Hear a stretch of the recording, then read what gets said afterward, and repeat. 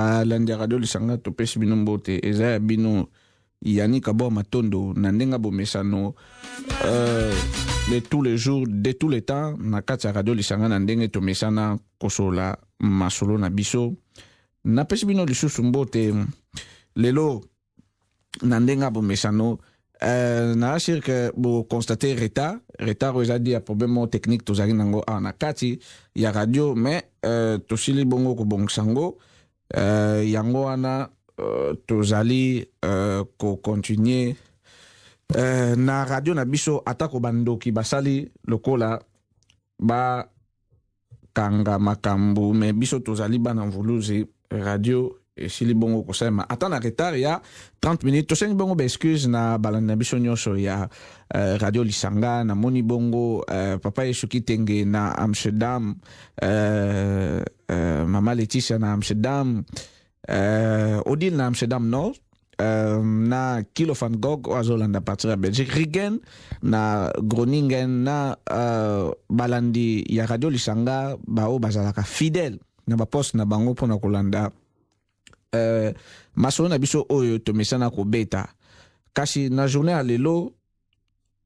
toko lobela masolo nde tomesana kolobela ya likambu ya élection et puis na likambu ya nini oyo ya actualité politique au jeu na République démocratique du Congo na kati radio na zanga moko malheureusement président na biso aza na ba occupation mususu oyo ezaki bongo très urgent oyo esengi lelo na kosala émission radio ngamoko na kati ya studio na likambo oyo etali makambo ya baélection tokende bongo pe na makambo ya actualité politique na mboka République démocratique du Congo toke bongo kolobela likambo ya nini oyo ya appel ya manifestation ya rassemblement au président Etienne Tshisekedi asila bongo ko lancer pour le 5 novembre awa que batu fallait ba combattant nyonso bato nyonso bazo soutenir Etienne Tshisekedi fo président bakuta na bongo na place triomphale le 5 septembre ya neo pour nako une fois de plus ko rappeler Kabila qu'il faut akende et puis mandat na aussi là le 19 décembre donc le 19 décembre azo comme citoyen déjà comment on est déjà semi citoyen normal donc azo comme siko citoyen normal ndetinga ndeti bino batu bozo na biso na bandako bongo nde boyebi na kati lisolo yango ba problème ba makambo zanga te ba blocage na ba freinage na ndega ya bomesano ya via kin André Kimbuta oaza gouverneur ya République plutôt gouverneur ya ville à Kinshasa alobaki ke abi ba marche nyonso jusqu'à nouvel ordre eza interdite kuna na République démocratique du Congo pona motif oyo kaka bango bayebi kasi bat balobi bongo na nini na donc opinion publique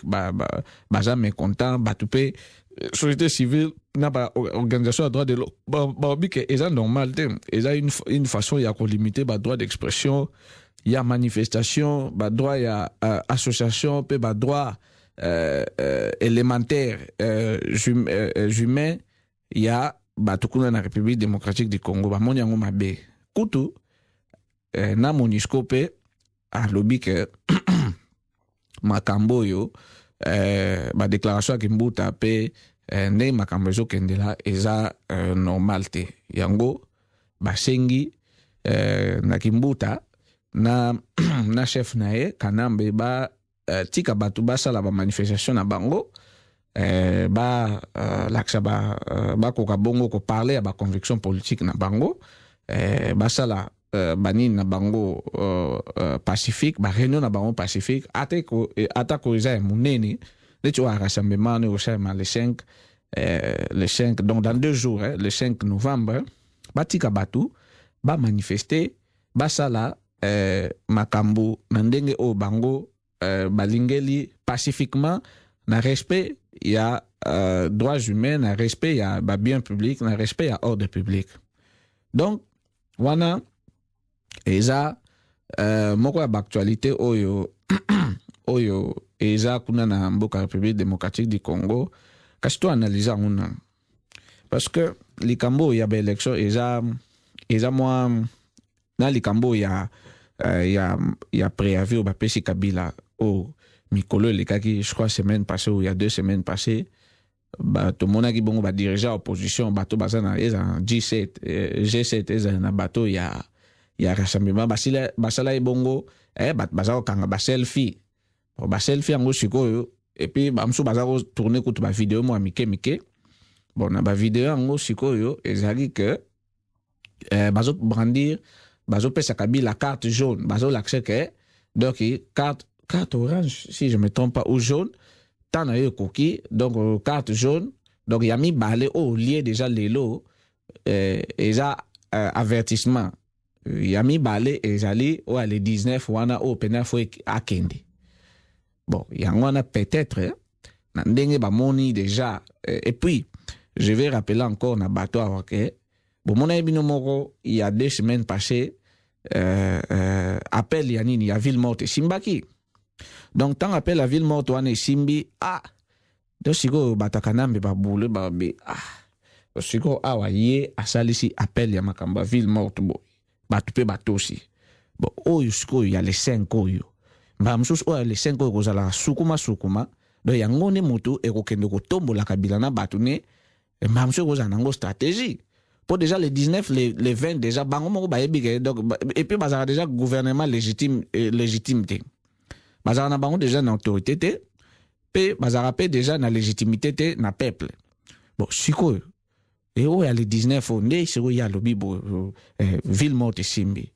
Nini batupe batoshi. Où ya le 5 novembre Marwa. Donc yango pe soko Simbi, donc toujours que na biso kaka na échec en échec. Donc tika tokota kibudia bulu pona makambango ba projet na bango kuna ebeba pona nini ndenge ya chichi alobaki il faut azonga na Rwanda, alors projet ya kozonga na Rwanda pona ebeba mais yango bomoni na ONU pe na Nations Unies MONUSCO oza kuna na Congo bazo bake non en tout cas ndenge za boye batifo basaba makam na bango ba droit ya peuple kozala sur base ya ba sentiment ya moto moko boya la mokine na tongo alobi ke da kutu na moni na ngai ke ba marche wani ko ala te. Donc marato yango wana oni alobi ke donc ba bengi ba kebisi kutu vie ki mbuta na batu na ke omoni soko zomela longwila to zomela diamba encore diambo uta kota bandundu kuna kota ba ya bankamuna kuna kota ya bantsone yana kuna ba village o akati kuna ezara makasi yango ano monchoki moto aza dirigeant politique aza ba responsabilité minene bon so kazo mela biloko makasi wana. Donc ba réaction nango e obano mona na pe na makambo ya zo sala ya zo kanta osa makambo eza na privé ya vie privé ndo ande azo sala ne makambo na kati ya chaîne politique oyo ko se faire sentir pe oyo mona na pe na kati ya société na ndenge oyo azwi mitindo kuna na équipe na bango oyo basoutenaka Kanambe ke ba marche ata moko te kosalema mpona koluka ko empêcher marche oyo ya plutôt koluka ko empêcher réunion rassemblement oyo ya nini rassemblement pe appel oyo ya le 5 novembre. Donc wana eza moko ba actualité oni aboyi yango biso pe na société civile biso pe ba activiste o tolandelaka makamba politique kuna tobi te le 5 wana batu fo babima mboka wana eza kimbuta te eza ya Kanambe te eza ya bandeko ya Kabila te eza ya bakongolais nyonso. Donc congolais nyonso aza na posa a manifester mpona likambo oyo azomona clair te oyo ezosepelise te. Donc aza na droit na ye soki bakosala yango na respect ya ordre public bakasi kozala te ba makambo ya ndenge na ndenge kozala te mais ata ko makambo yango mabe ezali biso mo toyebi bato basalaka yango omona balati police kana bazwi bato na ye mende na groupe na bango na boshab balatisi police banini ba camoufler bato na nini ya ba uniforme ya police pona bakendaka nde kotumbola ba manifestant alors que ba manifestant tomona yango na à plusieurs reprises papa Etienne Tshisekedi tanga azongaki na mboka après période na ye ya nini ya convalescence na nini na comment on appelle ça na Belgique elekaki positif ba tourner na ye na avion na province elekaki positif asoka ba obi marche na Congo et comme un problème bongo banzembo ba yembelaka bango nini mande sili en plein match RDC Zobeta na stade Kamanyola donc wana ba mona yango te soko comme sur likambo yo que non batu bava na bango calme ba sola makam na bango ba sala bani na bango comme problème donc quelque part il y a ça ne va pas il y a anomalie moko ezawana eza anomalie à la peur eza anomalie à kubanga alors moto azan moto azan na kubanga donc asala kaka makambo oyo eza basé sur peur bon donc ba décision eza basé sur peur cela ne peut faire que tout condamner en puis eza lamentable eza vraiment bas soki régime ndenge bato batanga ba politique so ba régime comme déjà na niveau aboye ataka moi marche ok donc lelo nga ope so na bi na kinwana na saisi kama réunion nanga na okabolela bato nguba na lipa bon na bacoin oyo reculer ndeti oyo bato bazana mo accès à lipa na nguba te na ke kuna na kabela bato lipa na nguba do ba pe nazo sala nini pona soulèvement populaire to nazo lingana renverser pouvoir to nazo lingana inciter bato la haine alors nga nazo kabola nga lipa na nguba donc bozo mona que quelque part il y a vraiment un problème problème on est sérieux donc il faut vraiment que l'ukaba solution de voies et moyens comment est-ce que ko remédier na likambo yo na occupation auto zanango o eza pe permis par ba congolais pour munguna kota na mboka mutute ayeka ka koti donc ata koti na kimakasi batu autochtone donc batu comment on appelle ça bato bafanda ka place wana zo occuper ba aider te mezaka na mutu moko kaka zaka na mutu moko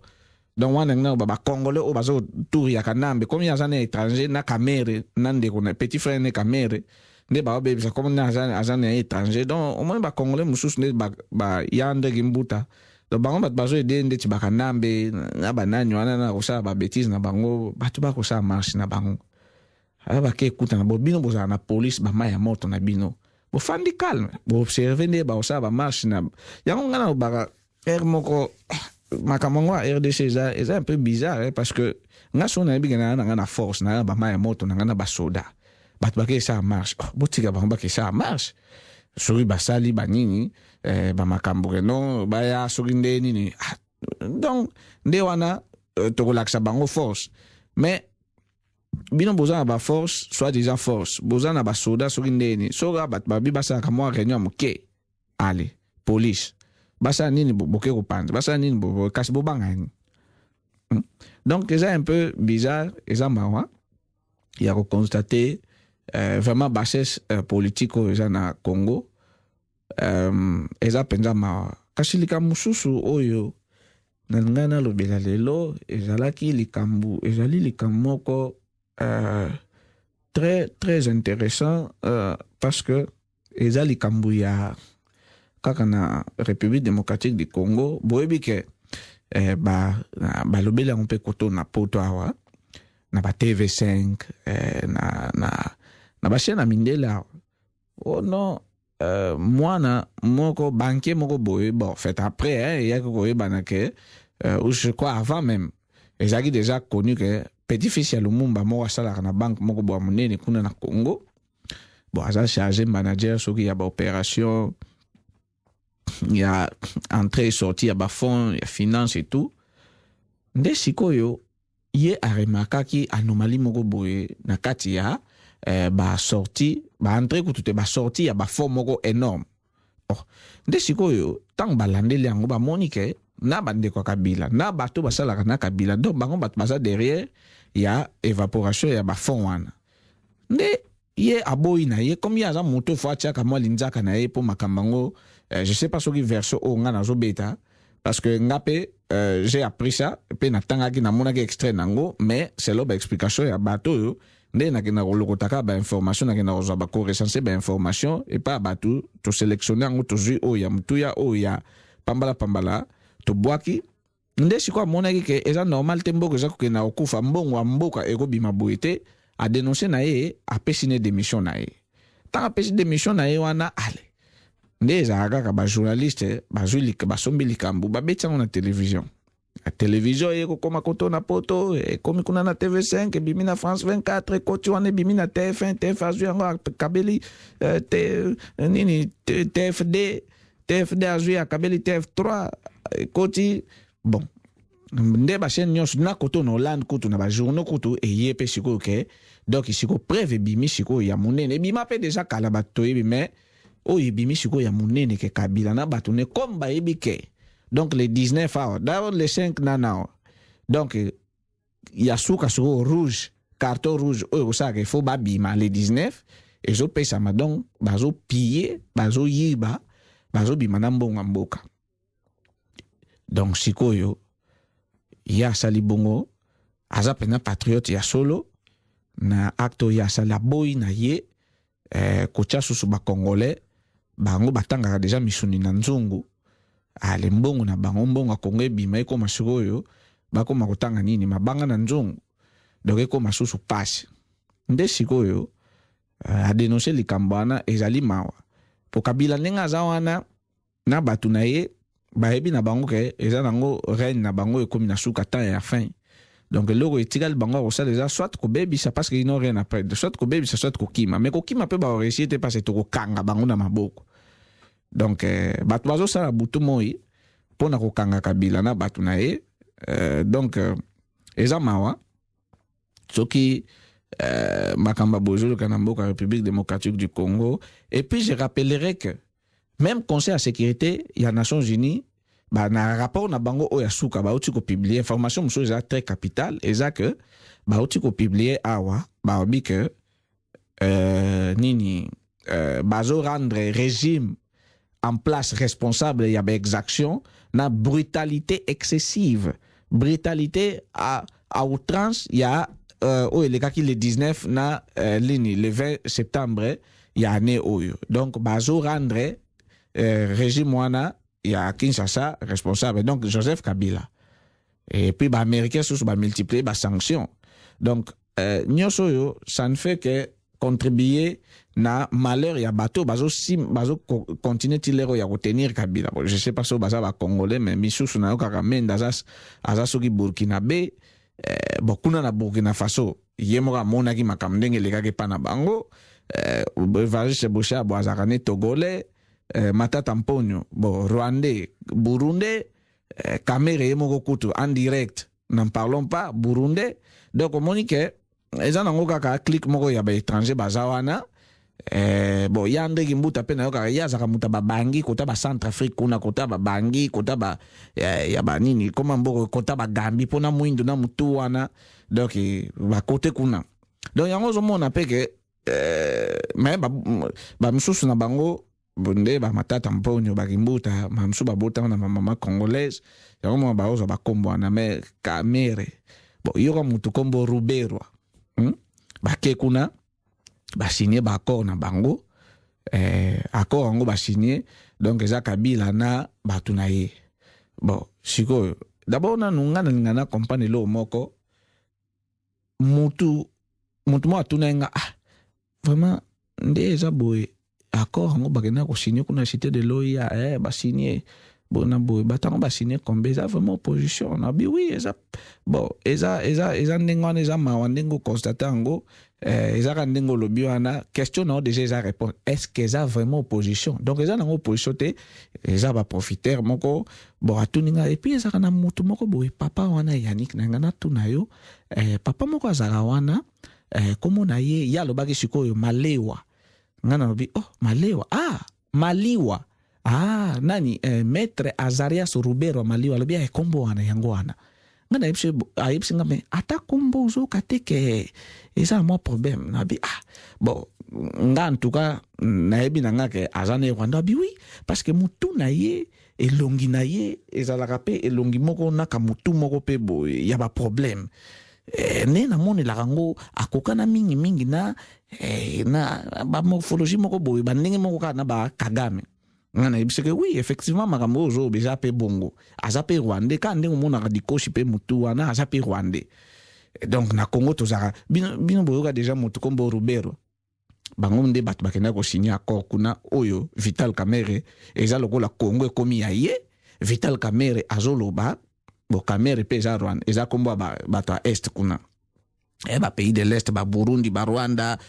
Kamerhe na soko comparer ndeti Kamerhe na Nkurunziza donc ozomona que même le nom est vilain ça parle de soi-même donc Kamerhe Nkurunziza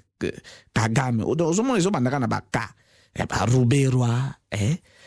nani susu nayokaki awa Bitwakira donc ozomona bakombo moko boye donc clique moko boye association de malfaiteurs bango bato bakende kosigner accord oyo Kamerhe azoba ke deuxième dialogue ekozala te mpo na nini mpo ye azwa premier place ya premier ministre bapille baboma Congo ekufa bakongole basouffrir yango wana omoni biso makasi na biso ezaka na oyo babi touche pas à la constitution ya ngai na article 64 moto asimba te donc biso torekorika na 64 yango omoni ezali crucial bandeko babolingo mpe bandeko bazolanda balandaka biso na radio lisanga eza vraiment crucial likambo oyo appel au papa na biso Tshisekedi asalaki na journée ya le 5 novembre dans 2 jours eza vraiment crucial eza vraiment important donc il faut bato bazala pena mobiliser bazala na volonté wana pour changer les choses tant que toza susu na bato bazali bakoki ko porter volonté ya peuple na ba niveau ya ba au sommet bon lokola ba ya chichi na bato nyonso baza na plateforme wana boyebi bino moko honorable Martin Fayulu asila kozalawa azoloba makambu ndenge ezosalema kuna ezali mawa pe ezali pasi mpona koyoka makambu wana et puis pour na comprendre ndenge makambu makambu ya Congo ba enjeu na Congo ezali koleka donc ba détournement de fonds alors que mbongo ba élection ezali te kala wana mbongo ba élection monani te mpata ya pona kosalisa ba élection monani te gouvernement ezali na mbongo te mais ba milliards ezobima ezali eza même pas eza kindoki nde to ba na lingala eza kindoki donc likamba boye eza kindoki alors ba baso moni ndoki belela le 5 to banaki déjà ko bela le 19 pe le 20 soko beli bat bako sauver yo Congo ezobelela bat bazobela ba congolais bazobela le 5 déjà to bela ki dans plutôt les 19 na les 20 déjà to bela ki le 5 au pesusu tozo belela susu atako kimbuta boy to ko belela pomboka oneza kimbuta teza ya biso nyos to ko belela lisusu donc tozo kene susu ko belela donc pona ndenge papa yeso baka soko chance loko pamba bo yaki na babota mbula komi milliardaire komi mutu lokola mpakasa ozo lia bien ozo mela bien ozo yiba ozo boma bato ozo mela makila bato donc vraiment ezali mawa eza mawa donc tozo déplorer yango mais tolingi bongo na nzela na biso ya radio na biso ba congolais koyebisa bino ke bao baza na Congo boza bino moko te tozo soutenir ba effort na bino nyonso mpona ko contrecarrer mpona ko boya association de malfaiteurs agence de Thierry pe association de malfaiteurs oyo Edem Kojo na Kabila basali bongo basali dossier na bango pe ba monter likita na bango mpona ko bebisa Congo kasi ekosimba te parce que biso totelemi bongo na 64 article 64 constitution mpona ko faire échouer ba auteur ya nini oyo ya association de malfaiteurs oyo ekambami bongo na Kabila Kojo Kamerhe Rubero na équipe ya Barwandais mosusu yango bandeko o balandaka biso pardon na radio Lisanga to jali lisusu ko une fois de plus renforcer soutien na biso na côté il y a bateau yo bazali côté les droits de l'homme pe bazali côté les droits d'expression il y a liberté pe kibomutu kuna na mboka il y a République démocratique du Congo. Siko na likambo yo il y a kaka autour il y a le 19 po eza ba nini ba data minene le 19 na nini na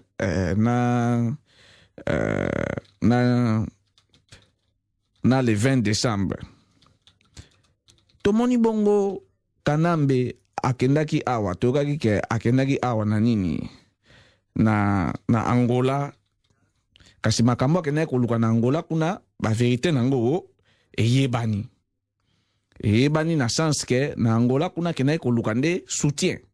tala kutu moto yo bon eza lokola bozela nanu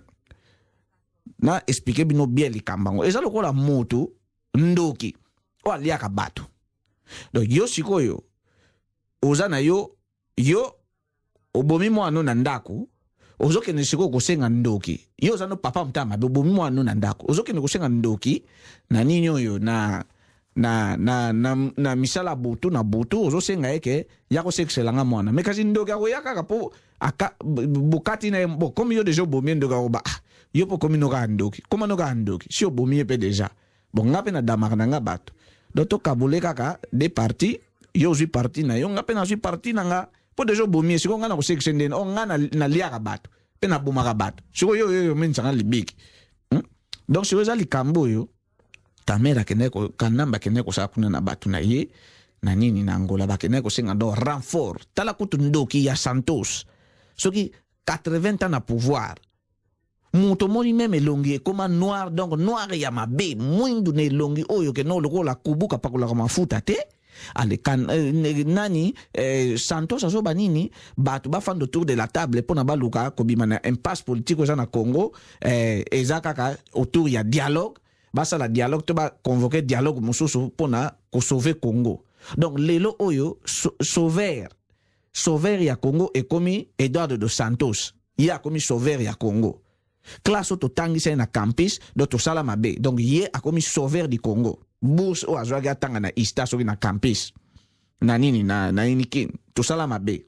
Congo sala mabe yango bande ko ya radio Lisanga ndeka tolubaka mboka eza na mawa mboka eza na pasi il faut Congo ezala libéré kasi tozo espérer mingi na bato bazo telema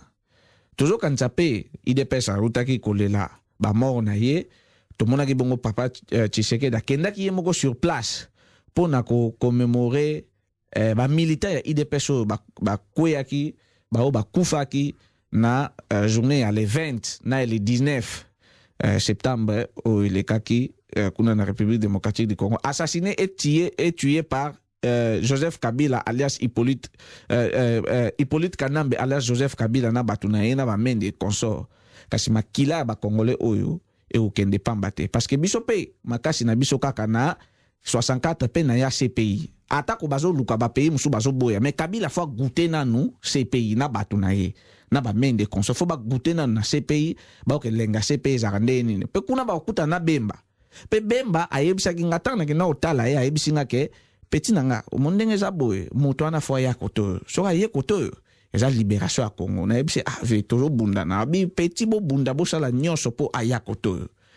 donc et puis nandeng to sala ba campagne na biso nde na ba kaka chambre Kabila za déjà réservé awa na CPI balaksanga ngo garantie pe ezali ka kokota kuna ba bongisa makam nyos tout pona séjour na ye à durée indéterminée, je précise encore, kuna na kati ya CPI. Donc, balandera de Lisanga, ezali bongo mawa parce que deux ONG à droit de l'homme bazo dénoncer susu kuna na bunia ezaka na Congo te bazo dénoncer pe ba interdiction de manifestations publiques. Bon, toyebi déjà que Congo ba dirigeant à Congo bazali baza ba voyou donc baza ba voyou en cravate. Donc moi ça ne m'étonnerait pas que ba droit ya batu même à ba manifestation boye ezali vraiment limité eza mawa parce que ezali même ezo touché même na omoni déjà muta koma nyama awa kala mingi te ba otaki ko kanga ba jeune ya filimbi. Oh, toujours dénoncer haut et fort. Nous crions haut et fort contre arrestation. Il y a des gens, il y a Filimbi. Et dans la province, et dans la Bakendaki, na Seambula, na cité, na nini, na Liboso, il y a siège à l'Union africaine, na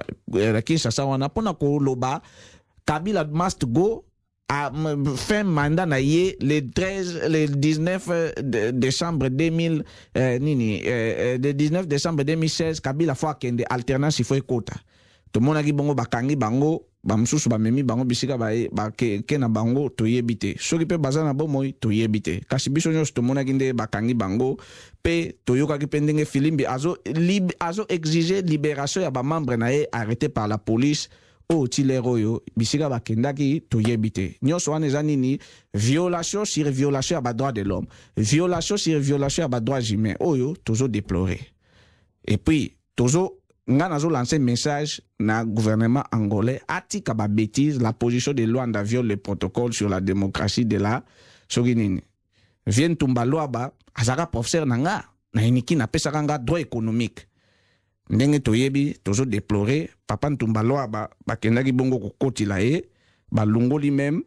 garde policière na ye oyo ba protéger ye baza censé ya ko protéger ye kuna nanda kuna ye. Donc ezali kambo toujours déploré